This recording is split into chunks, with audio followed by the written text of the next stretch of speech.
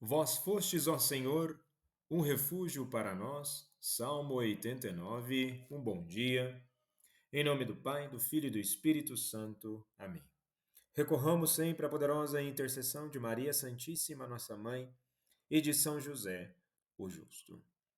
E que possamos verdadeiramente, conforme o Salmo de hoje, buscar o refúgio em Deus e não nas coisas superficiais, materiais, ilusórias. A nossa proteção e o nosso conforto verdadeiro e pleno está somente em Deus. E nesse sentido, mesmo sabendo que o nosso repouso e todo o nosso conforto está em Deus, a trajetória humana, a nossa estrutura enquanto caminhamos nesse mundo, muitas vezes se apega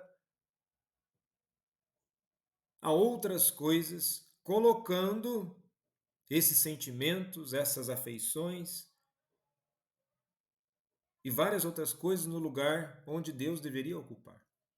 E nesse sentido, a primeira leitura de hoje do livro do Eclesiastes, capítulo 1, versículo 2 e capítulo 2, dos versículos 21 e 23, inicia: Vaidade das vaidades, diz o Eclesiastes, vaidade das vaidades, tudo é vaidade. E o autor, tradicionalmente identificado como Kohelet, exprime o drama de quem possui tudo, mas não encontra paz. Há um eco claro com o anseio contemporâneo, pessoas sobrecarregadas, produtivas, eficientes, mas vazias. A mesma angústia ecoa na parábola do Evangelho de hoje, em Lucas capítulo 12, dos versículos 13 ao 21. O homem que enriquece, expande celeiros, projeta sua felicidade futura e ouve de Deus: Louco, ainda esta noite pedirão a tua vida, conforme está no versículo 20. E é justamente aqui que podemos entender que o desejo humano é um poço sem fundo, uma constante tentativa de preencher uma falta, ou, como dizia Lacan, a falta a ser. E Eclesiastes já percebe isso. Nada debaixo do sol sacia o coração humano. E no versículo 21 da primeira leitura de hoje está assim: O homem trabalhou com sabedoria, ciência e sucesso, mas deve deixar tudo a outro.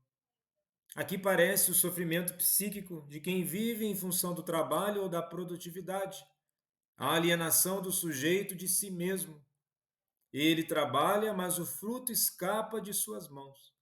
Isso gera ansiedade, frustração e um sentimento de futilidade existencial. E temos aqui o drama do superego moderno, o imperativo de gozar sempre mais, mesmo à custa da própria alma. E no fundo, como revela Lucas, no capítulo 12, o desejo de segurança, celeiros maiores mascaram o medo da morte e do nada. O sujeito nega a finitude, enchendo o tempo com o efêmero. E com isso, nós já podemos relacionar a primeira leitura e o Evangelho com a segunda leitura na carta de São Paulo aos Colossenses, capítulo 3, dos versículos 1 ao 5 e versículos 9 ao 11, onde Colossenses propõe um caminho de travessia. Buscai as coisas do alto, mortificai em vós o que é terreno. Então, enquanto Eclesiastes desnuda a ilusão da vaidade e Lucas revela a armadilha do acúmulo, Paulo oferece uma reorientação do desejo. Não é preciso suprimir o desejo, mas convertê-lo. É uma teologia da nova criatura, conforme nós temos nos versículos 10 e 11. Não é a fuga do mundo, mas um reposicionamento existencial. Deixar de viver segundo o homem velho, um desejo possessivo, mentiroso, autocentrado, e assumir o homem novo, configurado ao Cristo. E aqui aponta para um caminho onde o sujeito pode sair do ciclo do desejo neurótico, ter, controlar, dominar, para uma abertura à alteridade. E a fé diz que essa alteridade se encarna em Cristo, aquele que nos revela quem somos de verdade. E certamente as leituras de hoje apontam para uma ética cristã do desapego, que não é fuga do mundo, mas redenção do desejo. E o Evangelho nos propõe que não é somente uma anulação do eu, mas sua cristificação. Vejamos bem, o que seria essa cristificação?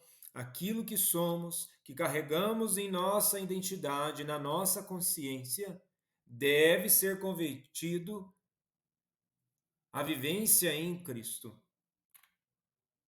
E nesse sentido, muitas vezes corre-se o risco de um caminho espiritual de simplesmente suprimir os desejos, simplesmente anular a nossa própria identidade, e isso se torna mais um romance de vida do que uma verdade de conversão interna. E com isso, na parábola do rico, quando Jesus disse louco, insensato, mostra a finitude como crise. Achamos que nós possuímos o tempo, descobrimos aos poucos que nunca controlamos. E é nesse ponto que o existencialismo cristão oferece uma única resposta. A eternidade não é fuga do tempo, mas sua plenitude. E Gabriel Marcel escreve: esperar é já resistir ao absurdo, crer é já participar da eternidade. E para o cristão, a morte não é mais ameaça, mas limite revelador, o ponto onde tudo o que é falso cai, só o que é eterno permanece. E podemos nos perguntar: o que fizemos de nós mesmos diante de Deus? Eis a questão que ressoa em cada dia de nossas vidas. A vaidade é o sintoma de uma vida vivida sem sentido, sem relação, sem verdade. O desejo desordenado, quando não reconhece sua abertura ao eterno, se transforma em idolatria e angústia. A fé cristã não nega o desejo, mas o purifica e o ordena para o amor. Devemos remodelar ou devemos deixar ser remodelados pelo Espírito Santo para que verdadeiramente possamos encontrar tal caminho de purificação. Jesus, manso e humilde de coração, fazei nosso coração semelhante ao vosso.